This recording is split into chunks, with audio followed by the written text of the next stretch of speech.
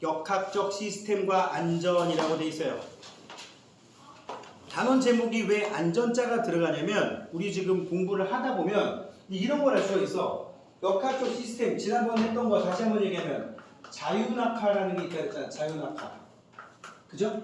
자유낙하가 뭐라 그랬지? 처음 속도 0인 상태로 물체가 떨어지는 거를 자유낙하라고 얘기를 했어요. 그죠? 한번 닫을까?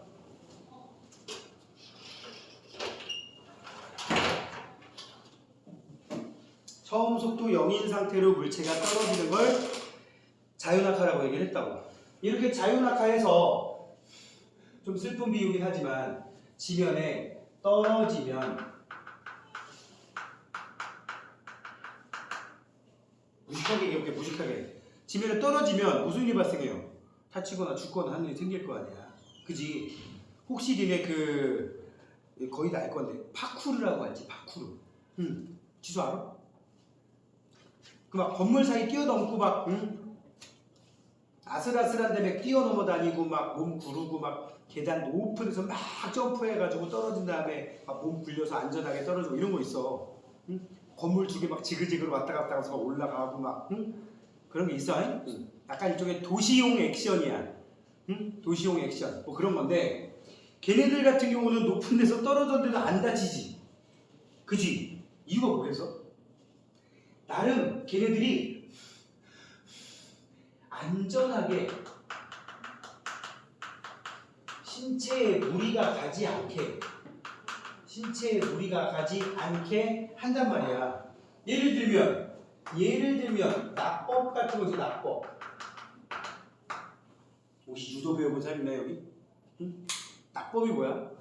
떨어지는 거에 관련된 기술을 낙법이라고 하는데 그냥 떨어지면 쿵 하고 떨어지면서 충격을 몸이 고지고대로 다 받으니까 우리가 몸을 굴려서 떨어지면서 나도 지금 여기다가 지금 15분 못 보여. 떨어지면서 몸을 굴려서 충격을 받는 면적을 넓히던가 아니면 충격받는 시간을 늘려요.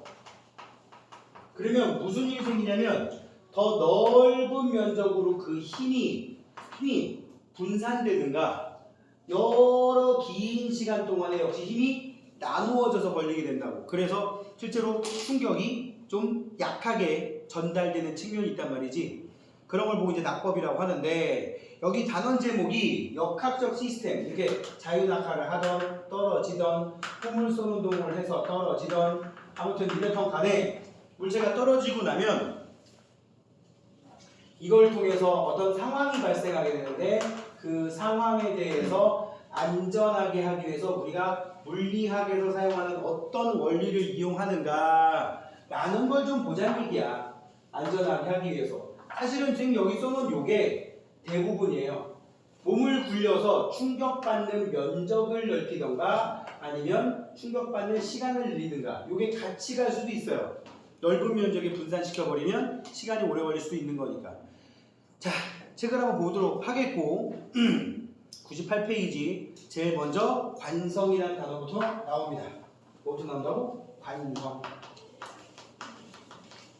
관성이라는 단어의 뜻.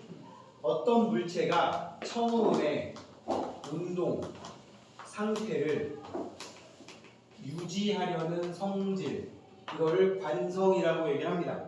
그러다 보면 어떤 성질이 있느냐? 정지하고 있던 녀석은 계속 정지하려는 성질이 있고요. 계속 정지하는 성질이 있고, 운동하던 물체는 말 그대로 계속 운동하려는 성질이 있는데 여기서 끝나는 게 아니라 계속 운동한다. 이거를 어떻게 되게 한다? 계속 빠르기와 방향을 유지하려고 한다. 그래서 정지하던 녀석이 갖고 있는 관성은 말 그대로 정지관성이라고 하고, 운동하던 물체는 걔의 빠르기와 방향을 그대로 유지하려고 하는 운동관성이라고 얘기를 하는데, 자, 관성에 대한 얘기를 일단 먼저 해볼게요. 원래 운동 상태를 유지하려는 성질, 거기 줄 놓으시고 98페이지. 그리고 바로 밑에 보면 뭐가 클수록 관성이 크다? 질량이 클수록 관성이 크다.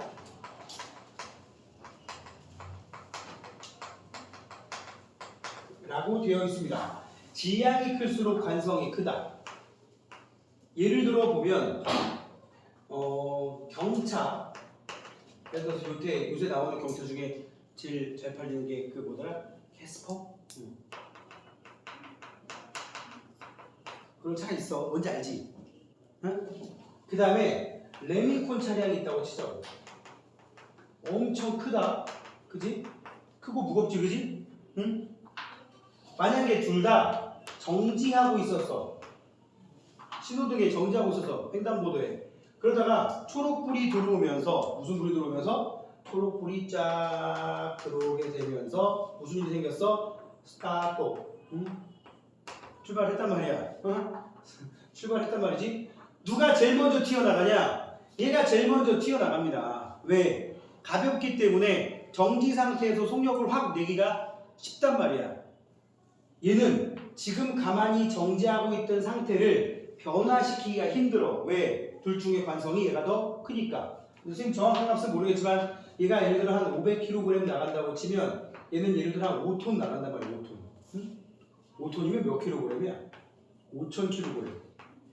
한 10배 나갈 거 아니야. 그지? 지금 잔뜩 실었다고 했을 때 속에 시멘트 가득 채웠을 때 그지?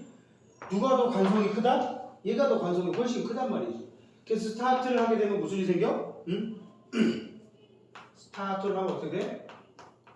스타트 하게 되면 어떻게 돼요? 미안해요. 왜 알아보는 애들 있지? 응?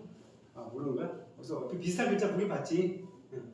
자 이제 스타트를 하게 됐다. 그럼 무슨 생긴다? 얘가 먼저 튀어나간다. 질량이 더 큰 이 레미콘 차량이 금방 출발하지 못한다. 그런데 또 상황을 바꾸면 이번에는 시속 60km로 달리던 캐스퍼와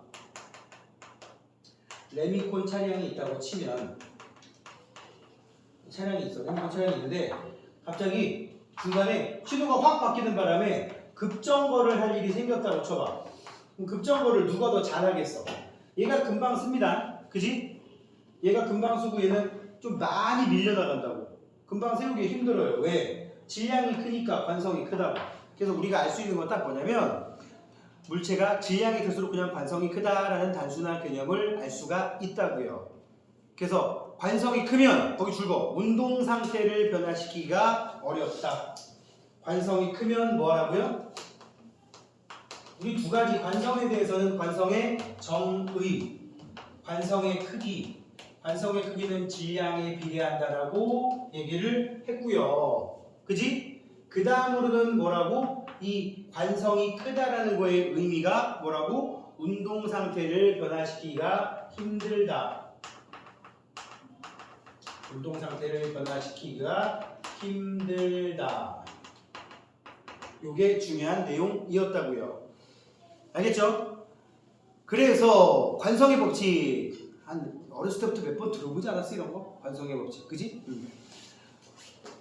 힘이 작용하지 않으면 거기 써봐. 힘이 작용하지 않는다는 얘기는 정말 힘이 작용하지 않을 수도 있고요. 작용하는 힘들의 합이 0일 수도 있습니다. 그걸 우리는 알짜 힘이 0이다. 여기 98페이지야. 응? 알짜 힘이 0이다. 합력이 0이다. 이렇게 얘기를 합니다. 그러면 물체는 정지하고 있던 건 계속 정지해 있고 운동하는 물체는 또 줄거 등속 직선 운동을 한다. 무슨 운동? 등속 직선 운동을 한다. 등속 직선 운동이 뭐였어요? 빠르기와 방향이 변하지 않는 운동을 우리는 등속 직선 운동이라고 얘기를 합니다. 즉 빠르기로 안 변하고 방향도 안 변하는 운동을 하게 된다는 거지. 근데 그게 되나? 그건 아니지만 그것 때문에 관성을 갖고 있는 녀석이 외부에서 힘을 받게 되면 이 관성 때문에 마치 외부에서 받은 힘과 반대쪽으로 가상의 힘을 받는 것처럼 느껴져. 가상의 힘을 받는 것처럼.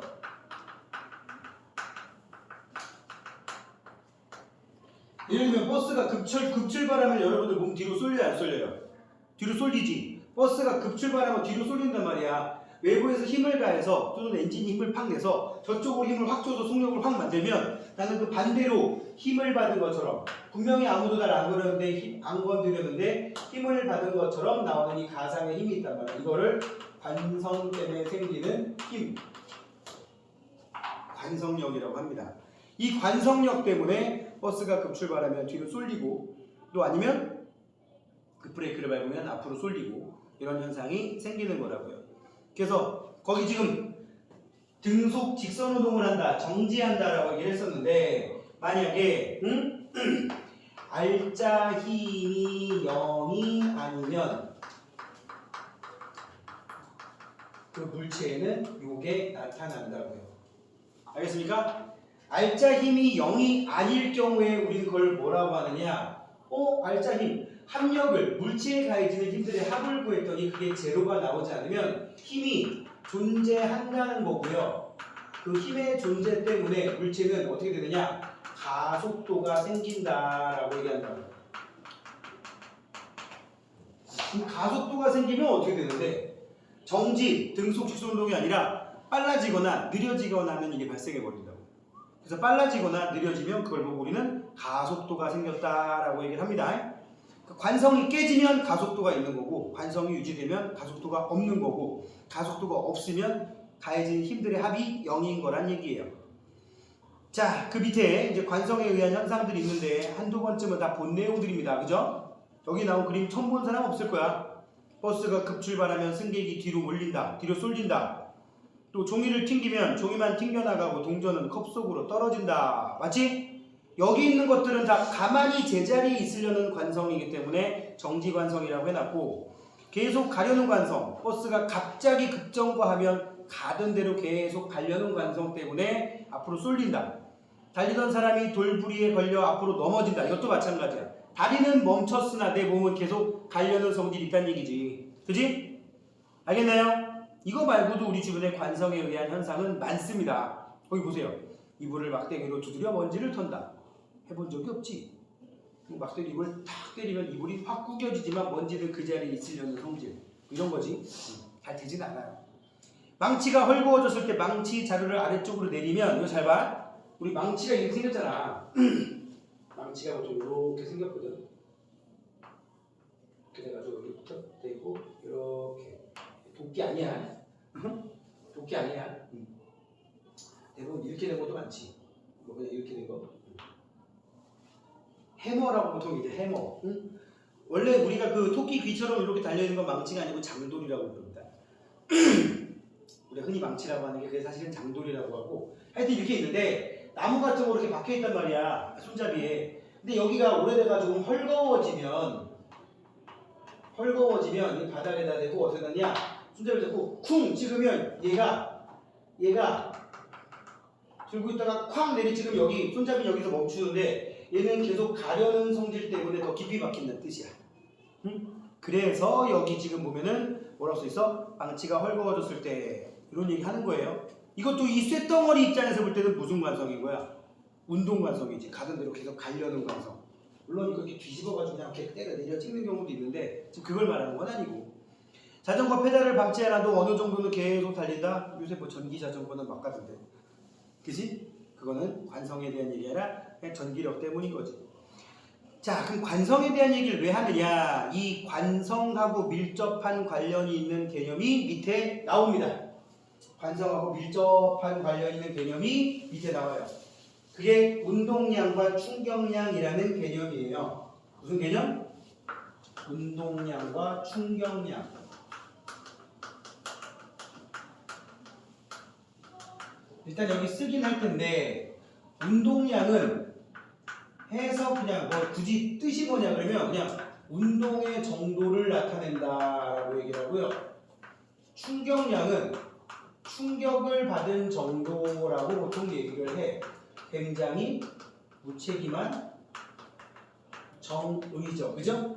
여기는 아마 그보다 좀 자세하게 나온 것 같긴 한데 자, 운동량 봐봐. 운동량. 물체의 운동 효과라고 써있죠? 그 운동의 정도 또는 운동 효과. 충격량은 뭐라고 써있어요? 충격량은 밑에 충격의 정도라고 돼 있지 그냥 물체가 받은 물체가 받은 충격을 받은 정도라고 되어 있는데 얘를 이제 식으로 쓰면은 이렇게 깔끔하게 끊어져요.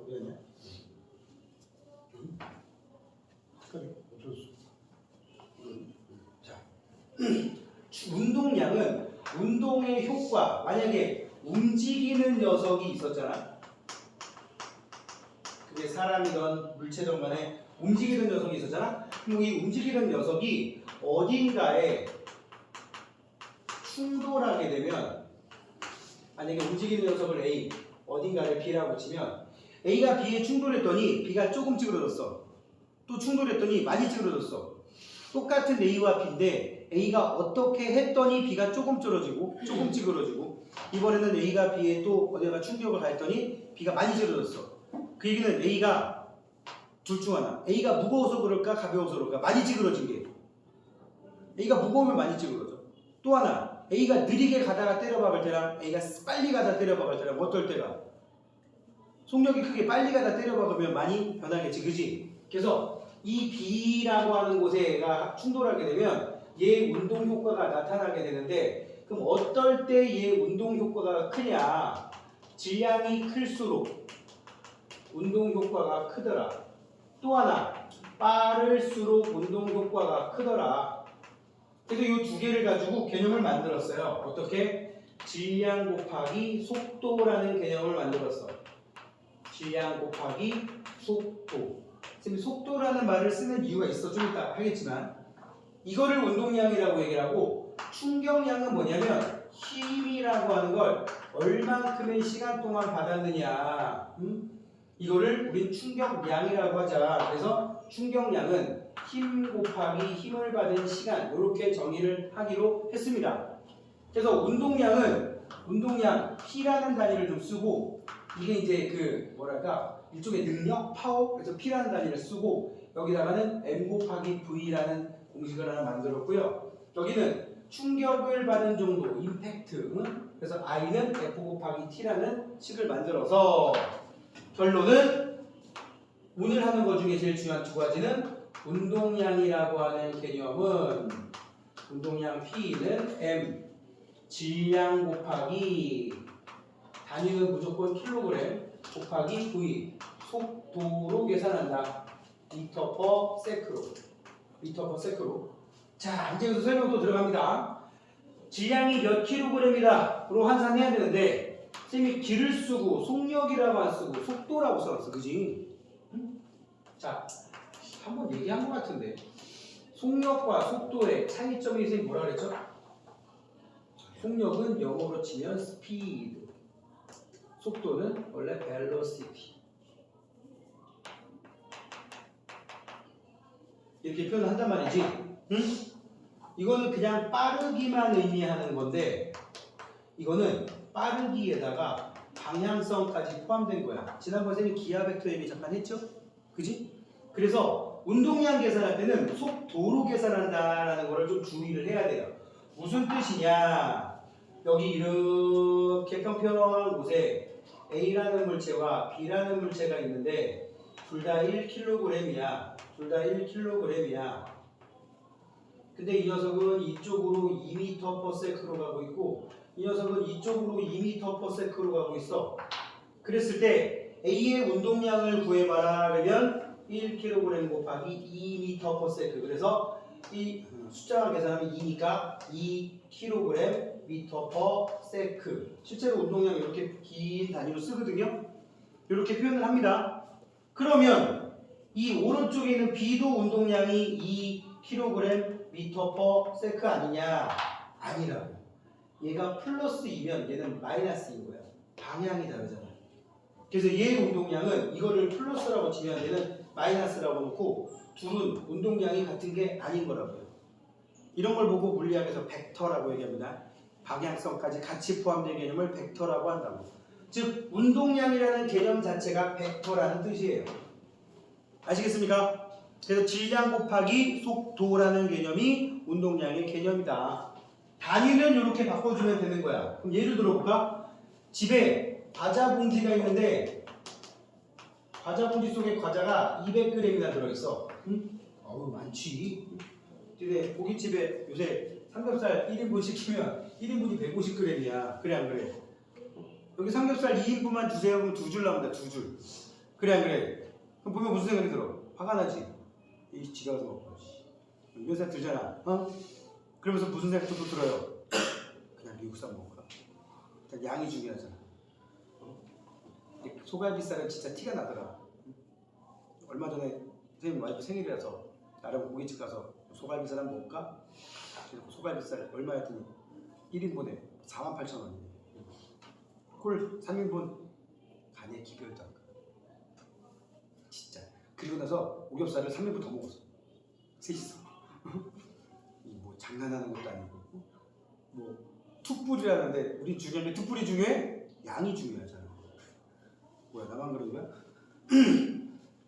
자 아무튼 200g이라는 과자 봉지에 있단 말이야. 이 속에 과자가 들어있어. 근데 내가 얘따 먹으라고 휙 던졌단 말이야. 내가 지진이한테 휙 던졌어. 응? 얼마만큼으로? 1m/s로 던진다. 근데 눈에 확 안 들어오니까 우리 보통 시속으로 던져보자고. 시속 얼마만큼? 시속 18km. 시속 18km면 얼마나 될까? 이렇게 나오면 우리 운동량, 이 과자 봉지가 날아갈 때의 운동량을 구해봐라. 웃기는 상황 만들었는데 아무도 별 반응이 없네. 자, 아무튼 웃기는 상황 만들어봤어. 질량 곱하기 속도. 그럼 이거 어떻게 해야 돼? 0.2kg으로 환산해야 돼. 알았지? 얘 m/s로 바꾸면 몇이에요? 5m/s입니다. 이게 산수가 안 되는 애들이 있더라고요. 놀랍게도. 응? 여기 봐봐. 18km를 가는데 1시간이 걸린다. m/s로 바꾸면 18000m. 맞지? 가는데 1시간이 몇 초야? 이러면 60초라고 하는 애들이 꼭 한 명 나옵니다. 더 웃기는 건 뭔지 알아? 그 옆에 있는 애가 맞지 않나? 라는 표정을 짓고 있어요. 기가 차죠? 3600초입니다. 그지? 공 2개 날리고 딱 5 나오죠? 그지? 따라서 5m/s라고 있단 말이야. 우리 운동량 계산할 때는 이렇게 룰을 정해놨기 때문에 속도를 무조건 m/s로 쓰고 그램으로 돼 있으면 킬로그램으로 해가지고 0.2kg으로 환산해서 연산을 해야 된다고요. 이건 그냥 약속이니까 이 정도는 기억하시면 되겠고 그냥 주의하라고 하고 보여드린 거고 그 다음에 이제 거기 내용을 보시면 결국은 운동량이 크려면 질량이 크고 속도가 크고 이러면 운동량이 크다라는 얘기입니다. 됐습니까? 거기 그림 봐봐. 빨간 차랑 빨간 승용차랑 파란색 트럭. 빨간 승용차는 얼마큼 가고 있냐? 1000kg이고 10m/s로 가고 있어요. 그죠? 곱하면 1000kg m/s가 되겠는데 거기 짐을 실는 트럭은 지금 2000kg이라고 돼 있으니까 뭐 운동량이 2배 크겠죠? 같은 속도로 가도. 그래 안 그래? 두 번째 그림은 뭐야? 똑같이 1000kg짜리 자동차가 사람까지 합쳐서 10m/s, 20m/s. 당연히 오른쪽 게 2배 더 크겠지. 그지? 자, 그리고 운동량의 방향은 별표에 속도의 방향과 같다. 이렇게 방향성이 있는 개념을 제가 아까 벡터라고 얘기를 했는데 벡터는 원래 이렇게 위에 화살표를 해서 방향성이 있는 개념이라고 보통 표시를 해줍니다. 그런데 봐봐. 질량이 방향성이 있어? 속도가 방향성이 있어? 속도가 방향성이지? 방향성이 없는 거와 방향성이 있는 걸 곱하면 방향성이 있는 게 나옵니다. 이런 걸 보고 벡터, 얘는 스칼라라고 얘기를 한다고. 값만 있는 거, 크기만 있는 거를 스칼라량이라고 물리학에서 얘기하고 방향성까지 있는 거를 벡터라고 한다고. 힘, 지금 말한 속도, 또 뭐 가속도 이런 것들을 우리는 보통 벡터라고 얘기를 합니다. 알겠죠? 자, 그래서 지금 말한 내용들 다 써 있었으니까 속도의 방향과 같다 기억하시고요. 이번에는 충격량. 아까 얘기했지만 충격을 받은 정도라고 그랬어. 그럼 충격을 받은 거는 어떻게 계산하느냐? 힘 곱하기 단위는 뉴턴, 힘을 받은 시간, 세컨드, 초로 환산합니다. 그래서 가장 간단하게 충격량 I는 F 곱하기 T라고 얘기를 하는데 예를 들어서 또 이런 거지 뭐 50N의 힘을 물체에 1초 동안 가했다. 그러면 50N 세크 이렇게 읽으면 되는 거예요. 여기도 단위가 낯설지만 이런 단위 쓴다는 거. 자, 그럼 이제 여기 상황을 해볼게. 또 상황을 만들어 볼게요. A라는 물체가 있고 여기 B라는 물체가 있어. A라는 물체가 굴러갔어. 얘 2kg짜리인데 10m/s로 굴러갔어. 어우, 빨리 굴러가네. 그러면 가다가 얘랑 충돌하겠지. 그지? 충돌해서 얘한테 힘을 가했대. 얼만큼의 힘을 가했냐? 20N의 힘을 가했대. 몇 초 동안 가했을까? 몇 초? T를 몰라. 응? 근데 얘가 만약에 정지했다고 쳐봐. 얘랑 충돌하더니 꽝 하고 정지하고 얘가 이리로 가겠지. 바닥과의 마찰이 없다 그러면 이렇게 쭉 갑니다. 그랬을 때 얘는 T만큼 힘을 받았을 거다. 근데 T가 몇 초냐 이렇게 물어볼 수가 있거든. 이게 좀 어렵잖아. 응? 만약에 아예 대놓고 얘가 20N의 힘을 1초 동안 받았다면 얘가 받은 충격량은 몇이냐? 20N 세크다. 이렇게 얘기하는 건 쉽지. 그치? 그 얘기는 바로 위에서 얘기했던 그냥 그런 개념이잖아. 그런데 쌤이 2kg짜리가 10m/s로 가고 있었다. 그럼 20kg/m의 운동량을 갖고 있던 거잖아요. 그죠? 근데 이 20kg/m의 운동량이 정지, 속도가 0 돼버렸으면 운동량이 뭘로 바뀐 거야? 제로로 바뀐 거잖아. 그지? 그럼 이 운동량 20은 어디로 갔을까? 얘한테 그대로 옮겨가서 운동량이 이만큼 생긴다고요. 선생님, 운동량은 단위가 kg/m/s고 얘는 뉴턴 세크면 다른 거 아닙니까? 어떻게 다른 건데 그대로 넘겨요? 같은 거라서 넘기는 거예요. 그럼 같은 거라는 걸 증명. 우리 뉴턴이라고 하는 거는 우리 중학교 1학년 때 1kg을 뉴턴으로 바꿀 때 몇 곱했어? 9.8 곱한 거였지. 우리 지난 시간에 얘기해서 자유낙하하면서 9.8이라는 숫자가 뭐라 그랬어요? 지구에서의 자유낙하가 일어났을 때 공기저항 무시하고 중력만 받을 때 지구 중력에 의한 가속도의 크기를 중력가속도라고 한다고. 중력가속도라고 한다고. 단위가 m/s 제곱이거든. 지난주에 봤는지 모르겠지만 9.8 m/s 제곱. 이게 중력가속도 그래비티 G란 말이지. 그지? 질량에다가 그래비티 G를 곱하면 그게 뭐가 되는 거야? 몇 뉴턴이 되는 거야. 그지? 잘 봐봐. 뉴턴? 뉴턴은 킬로그램에다가 9.8 m/s 제곱을 곱한 거잖아. 그지? 근데 거기다가 S 또 곱하면 어떻게 돼요? S랑 여기 두 개 하나 날라가. 킬로그램 m/s 나오네? 그 얘기는 뭐냐? 뉴턴 세크라고 하는 요 단위와 킬로그램 m/s라고 하는 단위가 같은 단위라는 뜻이야. 응? 결국은 뭐냐? 이 충격량하고 운동량이 같은 단위가 있잖아. 둘이 서로 등가 교환됩니다. 등가 교환이 무슨 뜻이에요? 같은 값으로 바뀐다고. 둘이 충돌했는데 A가 운동량이 5가 줄었어. 그럼 이 새끼 충격량 5 받았어. 알았어? 둘이 꽝 하더니 얘가 운동량이 10이 들었어. 그럼 얘는 운동량 10 줄 거야. 그러니까 결국 뭐야? 이 둘이 운동량 처음에 둘이 합친 게 10이었다. 그럼 무슨 짓을 해도 10이야. 이쪽 게 일로 옮겨가고 이쪽 게 일로 옮겨가고. 뭔 말인지 알겠지? 등가 교환이라는 게 그런 뜻이라고요. 자, 아무튼 충격량의 가장 기본적인 개념부터 얘기를 해보면 충격량, 충격의 정도라고 98쪽 밑에 써있고요. 작용한 힘과 힘이 작용한 시간의 곱으로 나타낸다. F 곱하기 T. 충격량은 힘 곱하기 시간이라고 돼 있죠? 근데 거기 쌤이 쓴 식하고 좀 다르게 I는 F 곱하기 세모 T라고 돼 있지. 이 세모를 델타라고 읽고요. 뭐라고 읽는다고요? 델타. 변화량이라는 의미로 쓰입니다. 무슨 의미? 변화량. 무슨 뜻이냐면 이런 거야. 내가 물체에다가 힘을 얘한테 충돌을 했는데 12시 00분 00초부터 충돌을 하더니 12시 00분 02초까지 충돌을 했다. 그럼 몇 초 동안 충돌한 거야? 2초지, 그지? 이거를 흘러간 시간의 변화량이라는 의미로 델타 T 이렇게 쓴다고. 델타 삼각형. 수학에서 기울기 또는 변화량을 나타내는 기호입니다. 미적분에서 무제한이 나옵니다. 응? 미적분 배워본 사람 알겠지만 그러니까 또 그냥 아예 D자 쓰기도 해. DT분의 DV 막 이런 식으로 쓴다. 델타 T분의 델타 V 쓸 거를 굳이 응? 평균 가속도는 DT분의 DT분의 DV 해가지고 써놓으면 괜히 막 있어 보이잖아. 응? 시간 2초 흐르는데 속력이 2에서 10까지 8이 들었어. 이렇게 말하면 될까? 굳이 저렇게 일반식으로 써놓는다고. 저렇게 써놓으면 어떤 점이 있냐?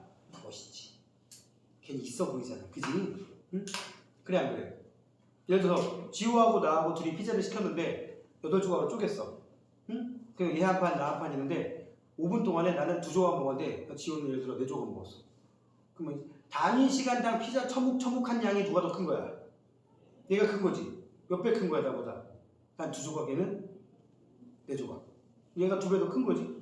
물론 나는 피자를 반쪽에서 2조각으로 만들어서 먹지만 알겠어? 웃으라고 했으면 좀 웃어야 될 거 아니야. 재진 그러기야? 너무하네. 응?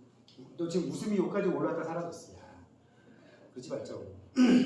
그렇게 표현하면 되는데 굳이 저렇게 일반식으로 만들어 놓으면 자, 첫 번째 일단 멋있어 보인다. 왠지 있어 보인다. 두 번째 누구라도 그거를 해석하는데 일반화시킬 수 있다라는 거야. 여기다 뭘 집어넣으면 되는 거다. 이렇게 되는 거니까. 자, 충격량의 크기. 충돌하는 동안 물체에 작용하는 힘의 크기가 힘이 클수록 또 힘이 작용하는 시간이 길수록 충격량이 크다. 자, 여기 우리 테스트 해볼게요. 지금 동영상 찍히진 않겠지만 지호, 제 앞에 있는 사람의 운명이야. 손바닥 대봐. 손바닥 대봐. 내가 손바닥을 이걸 때린다. 아파. 괜찮아? 아파. 아까보다 아프지? 이러면 안 되잖아. 아프다 빨리 해. 안 아프지 아까보다. 똑같다고 하면 안 되겠지. 왜? F가 작으니까. 똑같은 힘으로 이거랑 두 번째 게 더 아파요. 왜? 접촉 시간이 길거든. 응? 그래 안 그래? 그지? 그러면 조금이라도 충격을 더 받는단 말이지. 이게 이상한데? 혹시 사이버 보세요? 그쪽을 못 느끼시나요? 아티피셜 인텔리전스인가? AI. 자, 충격량도 물체에 작용한 힘의 방향과 같다. 그러면 이제 오른쪽 그래프 보세요. 지금 충격량이 F 곱하기 델타 T라는 얘기를 했는데 힘과 시간 그래프와 충격량, 그래프 아랫부분의 넓이는 충격량을 나타낸다라고 돼 있어. 그지? 가로축이 시간이고 세로축이 힘이라고 돼 있으면 아래 넓이는 당연히 충격량이 되는 거예요. 근데 이제 첫 번째랑 두 번째 그래프는 여러분들이 계산할 수가 있죠. 그지? 승재 가능해 안 가능해? 사각형 넓이 구하는 식은? 가로 곱하기 세로라고 하지 않나 보통? 틀린 말 아니지만 삼각형 넓이는 어떻게 구하지? 응?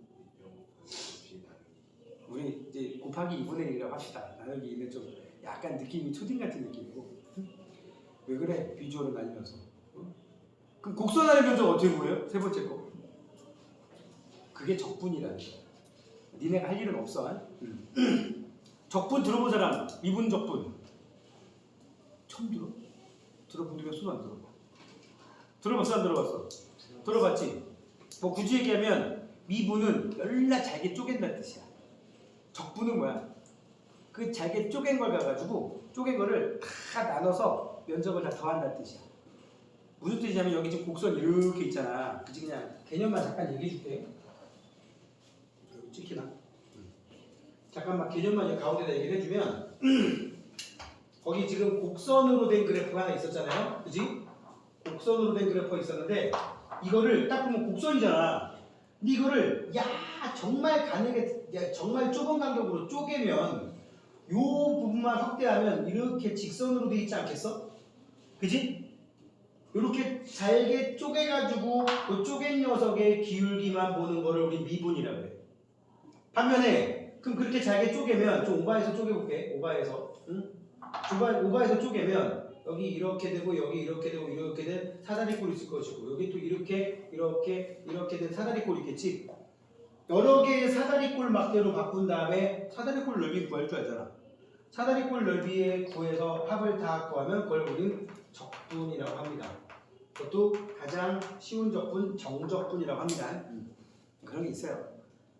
우리는 과학에서 저거 할 일은 없어요. 그냥 개념상 저 넓이가 힘 곱하기 시간이니까 충격량을 의미하는구나 라는 거 알면 된다고. 그럼 곡선 아래 면적을 굳이 계산해야 될 일이 문제에 나온다면 어떻게 하면 되느냐? 문제에서 줘. 단 그래프 아래 면적은 10이다. 이런 식으로. 됐어요? 자, 그 다음에 이제 운동량과 충격량의 관계. 물체가 일정한 시간 동안 힘을 받으면 힘을 받는 동안 속도가 변하므로 충격량도 변한다. 자, 처음에 질량 m짜리 초록색 공이 속도 v1으로 굴러가고 있었어. 그지? 힘이 시간 t 동안 작용했어. 그래 안 그래? 그랬더니 나중 속도가 v2가 됐대. 만약에 v1보다 v2가 크다면 얘 속력 빨라진 거지. 그럼 왜 빨라졌을까? 이 초록색 공이 자기 의지가 없다고 쳐봐. 그럼 우리가 안 본 새에 누군가가 얘한테 힘을 가했다는 얘기야. 아니면 아무도 힘을 안 가한 것처럼 보이지만 알고 봤더니 이게 수평으로 약간 내리막이라서 내리막인 걸 나중에 이렇게 그렸다고 치면 내리막이라서 중력의 힘을 받았다라고 할 수도 있는 거라고. 아무튼 빨라졌다면 물체가 움직이는 방향으로 분명히 힘을 받은 거고, 만약에 느려졌다면 움직이는 방향 반대로 힘을 받은 거란 말이야. 그럼 만약에 움직이는 방향으로 힘을 받아서 속력이 빨라졌다고 치면 얼만큼의 충격을 받았냐? 운동량 늘어난 만큼. 처음에 굴러갈 때 운동량이 10이었는데 운동량이 15가 됐다고 쳐봐. 운동량이 10이었는데 15가 됐어. 그럼 몇이 늘었어? 5가 늘었지. 그럼 얘는 충격을 몇 받은 거야? 5 받은 거야. 이렇게 하면 되는 거야. 자, 거기 오른쪽에 박스 안에 물체가 운동 방향으로 충격량을 받으면 그만큼 운동량이 증가한다. 반대로 운동 방향 반대로 충격을 받으면 그만큼 운동량이 준다. 자, 다시 내가 지금 오른쪽으로 10이라는 운동량을 갖고 가고 있었는데 단위 그냥 빼고 얘기할게. 나중에 보니까 운동량이 8이 돼 있어. 나 운동량 늘어서 줄었어. 반대쪽으로 충격을 2를 받은 거야. 내가 운동량이 10이었어. 좀 이따 보니까 16이 돼 있어. 운동량 6이 들었지? 충격을 운동 방향과 같은 방향으로 6을 받은 거야. 충격량하고 운동량하고 아까 얘기했잖아. 등가 교환이라고. 그래서 제일 중요한 말이 나옵니다. 거기 초록색 공 바로 위에 물체가 받은 충격량은 운동량의 변화량과 같다. 이거 별표해 놓으시고요. 그림 밑에 충격량은 운동량의 변화량은 나중 운동량 빼기 처음 운동량이라고 식으로 되어 있습니다. 참 거기에 보면 또 되게 재미있는 식이 나오게 돼요. 진짜 말로 쓰면 충격량은 운동량의 변화량이라고 써 있고요. 충격량은 운동량의 변화량이라고 써 있고요. 나중 운동량에서 빼기 처음 운동량이라고 돼 있어. 그지? 이거를 식으로 쓰면 충격량 I는 F 곱하기 T라 그랬는데 이게 운동량의 변화량이래. 아까 운동량 P라고 쓴다 그랬잖아. 운동량의 변화량인데 이건 어떻게 얘기하느냐? 거기처럼 처음 속도를 V1, 나중 속도를 V2라고 치고 질량을 M이라고 친다면 나중 운동량 MV2, 처음 운동량 MV1 이렇게 얘기할 수 있다는 얘기지. 다시 평지라고 치고 여기 질량 M짜리 물체가 V1으로 가다가 좀 이따 보니까 M짜리 물체가 V2로 속력이 더 커졌대요. 그럼 충격을 얼마나 받았냐? 나중 운동량 빼기 처음 운동량 이란 말이야. 그게 충격량이라고. 알겠어? 그러면 이제부터 잠깐 그림을 지우고 식을 바꿔볼게. F 곱하기 델타 T라고 쓸게요. 아까 시간의 변화량이 됐잖아. 그지? F 곱하기 델타 T는 M 곱하기 V2 마이너스 V1이 되잖아. 그지? 그래 안 그래? 양변에 델타 T를 곱해버리면 델타 T를 곱하면 어떻게 돼요? 델타 T로 나눠버리면 왜 말은 나누 2분 곱하면 이제 말은 나눴지. 나누면 델타 T 약분돼 버리지. 그지? 그러면 무슨 식이 나오냐면 F는 M 곱하기 델타 T분의 V2 마이너스 V1이 나와요. 그런데 이게 뭐냐? 시간의 변화량분의 속도 변화량. 가속도. 뭐라고요? 가속도를 보통 우리 액셀레이션 A라고 씁니다. 그러면 식이 어떻게 바뀌어? F는 MA라는 식으로 바뀌지. 이 본 적 있는 식 아닙니까? 뉴턴의 운동 방정식. 아, 운동량, 충격량에도 이 뉴턴의 운동 방정식이 고지고대로 적용되는구나 라는 걸 눈으로 확인할 수 있고, 선생님이 지금 말한 거는 오른쪽에 플러스 강의 6번이냐? 6번에 써 있습니다. 결론은 뭐냐? 충격량은 운동량의 변화량과 같다라는 걸 그냥 수학적으로 증명을 한 거예요. 아시겠습니까? 그러면 이제 그 본 내용으로 와서 운동량의 변화량을 크게 하는 방법은 뭐가 있느냐? 운동량의 변화량, 즉 충격량을 크게 하는 방법이 뭐가 있느냐? 여기 이렇게 공이 하나 있는데 이게 골프공이라고 쳐봐. 골프공을 골프채로 빵 하고 때린단 말이지. 때릴 때 이 골프공에 가해지는 충격량을 크게 하면 골프공이 더 멀리 날아가는 거야. 그지? 그래 안 그래? 멀리 날아가면 일단 좋을 거 아니야. 타수 줄일 수도 있고. 뭐 룰을 아는지 모르겠지만 뭐 5번 만에 넣어야 될 곳을 멀리 쏴버리면 2-3번 만에 넣을 수도 있는 거니까. 아무튼 이 골프공에 가해지는 충격량을 크게 하면 이 골프공의 운동량이 커져가지고 무슨 일이 발생해? 운동량이 크다. M 곱하기 V. 그럼 갑자기 골프공 질량이 커지겠어? 속도가 커져서 멀리까지 날아가겠지? 그러려면은 어떻게 하면 되느냐? 충격량 크게 하려면 힘을 크게 가해서 힘을 더 오래 가해야 된다고. 힘을 크게 가한다. 그럼 내가 근력 키우면 돼. 그지? 내가 웨이트를 해가지고 근력을 뻥뻥 키워서 파워를 키우면 돼. 두 번째, 델타 T를 늘리는 방법도 있어. 뭐야 이거? 흔히 말하는 팔로우 스로우라 하지. 끝까지 풀스윙을 쫙 해주면 힘을 더 오래 얘한테 준다고. 내가 낼 수 있는 힘에는 한계가 있잖아. 내가 예를 들어 최대 1000N까지 못 낸다고 쳐봐. 근데 골프공을 0.1초만 때리면 1000N 곱하기 0.1만큼의 충격을 받아. 근데 내가 풀스윙을 해서 0.2초로 늘리면 2배 더 받는 거야. 그럼 이 골프공 더 멀리까지 날아가는 거야. 그래서 스윙 연습을 굉장히 많이 하는 거고, 주로 스윙을 하는 이런 사람들이 주로 많이 이용해 먹죠. 어떻게 해서? 흔히 말하는 풀스윙, 팔로우 스로우라고 보통 얘기하는데, 그래 안 그래? 혹시 당구 쳐보잖아. 쳐봤어? 포켓볼.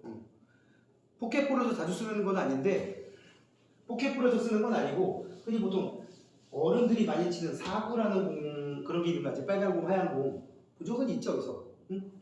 잘 봐. 희한한 거 알려줄게. 이렇게 당구대가 있습니다. 당구대 보면 이렇게 테두리에 점 찍혀 있거든. 알아? 사구 공이도 이렇게 점 찍혀 있어. 여기도 이렇게 옆쪽에 점 찍혀 있고 직사각형이잖아. 근데 여기에 내 공이 있어. 그냥 똑같이 봐봐. 내 공이 흰색 공이 있는데 큐대 가지고 내가 여기 있는 점을 조준한다고 쳐봐. 딱 여기를 큐대로 땅 하고 이 공을 여기다 때렸어. 근데 내가 이거를 봐봐. 공을 딱 하고 끊어칠 수도 있고 쫙 하고 밀어버릴 수도 있거든. 그러니까 방향 똑같이 해가지고 흔히 말하는 끊어치느냐 쭉 하고 미느냐에 따라서 이 공이 지나가는 경로가 바뀌어. 딱 끊어치면 딱딱딱딱 이렇게 오거든. 근데 똑같은 방향으로 해서 쭉 밀어치면 딱딱딱딱 이렇게 와. 이게 뭐야? 공에게 가한 충격량이 달라서 그런 거야. 그럼 얘한테 생기는 운동량도 달라지지. 내가 쭉 밀면 직신성이 커져가지고 각이 별로 안 커진다고. 아니, 각이 많이 이쪽이 큰 게 이쪽으로 팍 꺾이지 않고 그냥 쭉 밀려 나가 버린다고. 이게 전문용어로 이제 당구장에서 좀 치는 사람들은 공이 늘어진다 이렇게 얘기한다고. 응? 뭔 말인지 알겠어요? 이제 자기만의 그거를 이제 알고 있으면 내가 이 정도 힘으로 치면 이 정도 각도가 나오고 밀어치면 이 정도 각도가 나온다 다 알고 있으면 고수가 되는 거지. 왜냐면 내가 의도한 대로 보낼 수 있잖아. 근데 웬만한 사람들은 그게 잘 돼 안 돼? 선생님도 잘 안 돼 그게. 자, 이 정도면 되겠거니 하면 이게 또 동네마다 당구대, 제가 전문용 쓸게 당구다이, 당구다이. 그리고 거기 깔려있는 천, 큐대 뭐 다 좀 다를 수도 있잖아, 그지? 그래가지고 미세하게 차이가 나는데 진짜 고수들은 바로 적응해버리죠 또. 오케이, 내가 평소에 치던 당구장보다 좀 더 밀리는군. 바로 아는 거야. 덜 밀리는군. 그러면 이제 또 바로 처음에 살짝 시행착오를 겪다가 원상태로 돌아오는 거지. 그러니까 그분들은 운동량, 충격량을 아는 게 아니라 경험으로 아는 거야. 쭉 밀어칠 때와 끊어칠 때 접촉 시간의 차이 때문에 경로가 바뀐다. 공에게 가해지는 뭐 어떤 물리량이 변한다. 그걸 알고 치는 경험상. 근데 원리가 그렇다고, 원리가. 실제로 물리학 책 보면 나중에 보면 당구대 진짜 나오기도 합니다. 대학교제에는. 왜냐면 물체 충돌을 설명하기 제일 좋은 게 당구 쪽이라서 그래. 뭐 자동차 사고 났다 이러면 좀 끔찍한 상황이 발생할 수도 있으니까 제일 만만하게 당구공이잖아요. 그지? 자, 하여튼 팔로우 스로우 같은 경우 이렇게 운동량의 변화량, 충격량을 다르게 만들 수도 있더라. 알겠습니까? 거기 봐. 대포를 쏠 때 포신이 길수록 포탄을 멀리 보낼 수 있더라. 우리 임진왜란 이순신 장군께서 흔히 말하는 총통이라 그래가지고 대포 쏘는 통을 많이 이용해 먹었잖아요. 천자총통, 지자총통, 현자총통, 황 맞나? 맞을 거야. 천지현황이니까 아마 이렇게 돼 있을 거야. 천자총통, 지자총통. 이렇게 길이 좀 다르네. 어떤 게 길인지 나도 모르겠는데 하여튼 이 총통이라는 걸 이용했는데 왜군 배의 거리와의 관계에 따라서 거리가 이 정도면 천자총통, 좀 더 길면 지자총통 이런 식으로 용도에 맞게 포를 바꿨단 말이야. 하객진을 쏠 것이냐 아니면 일자진을 필 것이냐 이런 거에 따라서 이렇게 말하면 알아들어. 하객진은 들어봤지. 일자진은 그냥 한 줄로 쫙 써가지고 저쪽으로 쏘는 거야. 한 줄로 쫙 저쪽에 올 수 있는 길에 쭉 한 줄로 막아놓고 빵빵빵 쏘는 거야. 근데 옛날에 뭐 굳이 얘기 나오면 옛날에 그 이 포들은 한번 빵 하고 빵 하고 쏘고 나면 속에 다시 포신 청소하고 그리고 다시 화약 집어넣고 조금씩 정도 식은 다음에 화약 집어넣고 다시 심지를 넣고 불 댕기고 그리고 또 밀어넣고 쏘는 거라서 되게 시간이 오래 걸려요. 그래서 일자진을 이순신 장군이 일자진을 폈을 때 뭐 잠깐 얘기해 주는 거야. 약간 이순신 덕후였거든. 자, 일자진을 딱 펼쳤어. 그러니까 왜군들이 일자진은 치명적인 약점이 있으니까 약간의 피해를 감수하고더라도 일단 저걸 뚫어보자. 그래가지고 일자진 딱 이순신 장군이 피고 저쪽에서 오다가 일자진에서 쏘는 포를 수십 척이 쏘니까 포탄 막 맞았어. 어느 정도 피해봤지? 장전 시간이 있으니까 그때 돌격하자라 그래가지고 왜군 장수들이 이제 그래 장전 시간에 하자. 그래가지고 자 이제 쏘고 나서는 장전할 때라고 생각하고 막 달려드는데 이순신 장군 배를 돌려버립니다. 뒤에 이미 장전돼 있는 거야. 배가 양면 있잖아. 장전 시간보다 도는 속도가 훨씬 빨라 버리니까 적군들 엄청나게 친 거지 밑에. 그래가지고 걔네들 반도 못하는데 벌써 돌아가지고 조준 바로 쏜 거지. 난리 났었지. 일자진의 가장 큰 단점이 장전인데 그거를 적군들 이걸로 다 때운 거야. 잠깐 포 얘기가 나와서 이렇게 해봤습니다. 처음에 그거 보고 소름 돋았어. 드라마에서. 우와 대박 이러면서. 자 그게 벌써 한 20년 전이네. 그때 20년도 아니고 한 17년, 18년 전인 것 같아요. KBS에서 했던 드라마인데 알아? 불멸의 이순신이라고. 거기 이순신 역할로 나왔던 아저씨가 김명민. 그 조선 명탐정에서 쿠션 배우 나오시. 몰라? 베토벤 바이러스 또 보이냐? 다 니네가 어렸을 때 한 거라서 모르겠다. 하여튼 그런 게 있었어요. 다 이런 포 같은 경우도 포신이 길면 화약이 빵 터지는 게 더 오랜 시간 동안 힘을 작용하기 때문에 포탄에 힘을 오래 가해. 힘을 오래 가하면 포탄이 충격을 많이 받아 적게 받아. 많이 받으면 포탄의 운동량이 늘어서 멀리까지 날아가 버린다. 알겠지? 또 야구 선수들도 풀스윙 하잖아. 홈런 타자들은 그지? 풀스윙 하잖아. 그리고 일부러 접촉 시간 길게 하려고 배트 자체를 일단 배트를 무거운 걸 쓸 뿐더러 홈런 타자들 배트 자체를 이렇게 잡는 거 알아요? 배트가 야구 배트 있다고 치면 뒤에 손잡이 이렇게 볼록하게 나와 있잖아. 뒤 미끄러지지 말라고. 거기 볼록한 대를 걸쳐 잡고 이렇게 잡아. 왜냐면 그래야 여기가 길어져서 스윙할 때 그 스윙 궤도가 길어지거든. 근데 짧은 홈런 타자가 아닌 선수들은 어떻게 해요? 이만큼 나오게 잡습니다.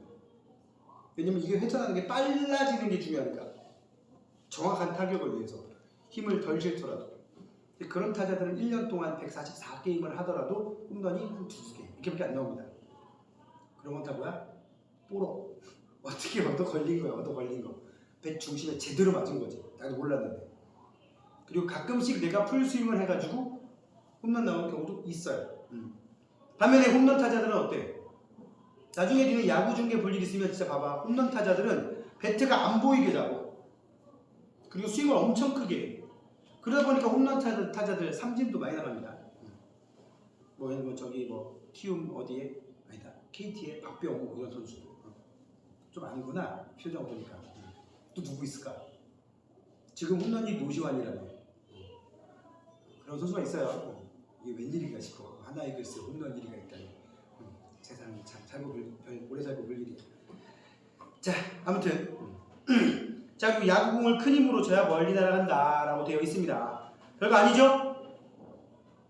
개념 쏙쏙 한번 볼까요? 물체가 현재의 운동 상태를 유지하려는 성질을 관성이라고 한다고 얘기했습니다.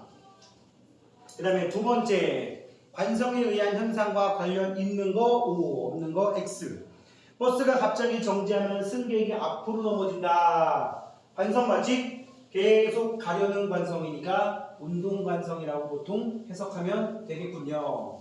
그 다음에 두 번째, 달리기를 할 때 결승선에 멈추기 어렵다. 이것도 운동 관성이라고 보시면 되겠고, 대포를 쏘면 포신이 뒤로 밀린다. 이건 작용반작용이라고 불러요. 힘이 저쪽으로 빵 하고 발생하면 이쪽으로도 발생해 버린다고.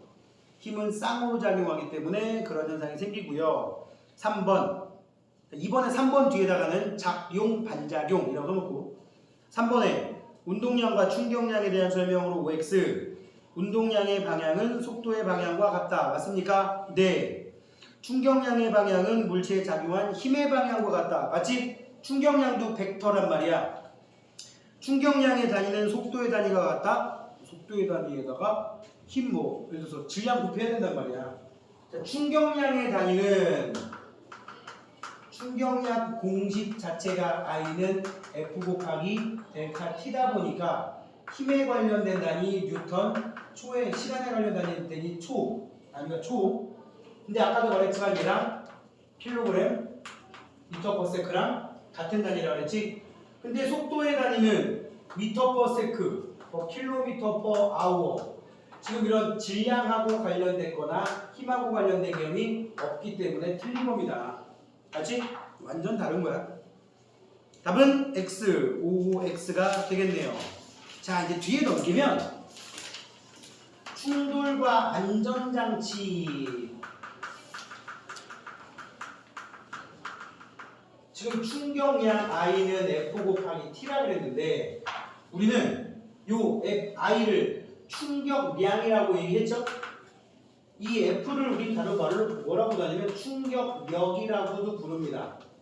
또는 그 물체에 가해진 평균 힘이라고도 하고요. 얘는 힘을 받은 시간이지, 시간. 얼만큼 동안의 힘을 분산시켜서 받았느냐라는 건데 우리가 안전하고 안전하지 않고는 충격량과 관련된 게 아니라 요거랑 관련됩니다. 힘하고 관련된다. 힘. 우리가 안전하려면 충격량을 조절할 수 있는 게 아니라 참고로 이거 조절을 못해. 운동량도 우리는 조절을 못해. 조절을 못하고 얘는 조절할 수 있어. 봐봐. I가 일정한 상황에서 F를 감소시키려면 T가 어떻게 되면 돼요? 커지면 되죠. 그죠? 응? 봐봐 여기 I는 F 곱하기 델타 T라고 썼는데 얘가 100이야 100. 근데 얘는 못 바꿔. 뭔 짓을 해도 안전장치를 써도 얘는 100이야. 그런데 얘가 접촉시간이 델타 T가 0.1초라고 쳐봐. 0.1초면 F는 몇 나와요? 1000N 나오죠. 그죠? 그지? 근데 만약에 델타 T가 1초면 어떻게 나와요? 1초. 1초면 100N 나오죠. 근데 만약에 이쪽에 이제 확 늘려서 한 4초가 돼버리면 어떻게 돼? 4초. 4초가 돼버리면 여기 뒤에는 몇 나오니까 250N 밖에 안 돼버리는 거라고. 만약에 그냥 냅뒀을 때 0.1초 걸리는 녀석을 접촉 시간을, 힘을 받는 시간을 한 40배 정도로 늘려버리면, 40배 맞냐? 40배 정도 늘려버리면 힘은 40분의 1로 줄어들어 버린단 말이야. I가 일정할 때 T를 늘려버리면 F가 줄어들고 이게 우리 안전하고 밀접한 관련된 거라고. 그지? 그래서 아까 쌤이 낙법 얘기도 한 거고 또 니네 포수들이 투수 공 잡을 때 손 뒤로 빼는 거 알죠? 투수가 확 자꾸 딱 이러고 있으면 손바닥 이씨 이렇게 된단 말이야. 응? 시속 140 이런 거 엄청 빠른 거라고. 받아봤어 그런 거? 야구 해본 적은 있지. 친구들 중에 좀 공 세게 던지는 있긴 있지. 응? 뒤에? 진짜? 한 100 던지네? 100 던진다고? 진짜? 야, 중학생이 100 던지면 거의 준선수급인데? 하여튼 100이라는 속도가 되게 빠른 거라고요. 쌤이 옛날에 아마추어 사회인 야구 딱 1년 해봤는데, 응? 우리 팀에 진짜 강속구 던지는 선생님이 있었거든. 그러니까 학원 선생님들하고 또는 학원에 관련된 일을 하는 분들이 만든 팀이었는데, 저기 안양 평촌 쪽에 있는 학원가에서 좀 큰 학원 실장님 하시는 분인데 거기 낀 거야. 근데 딱 봐도 느낌이 그냥 이 사람은 선생이 아니야. 운동선수 같은 느낌이야. 같이 캐치볼 하다가 내가 도망갔어.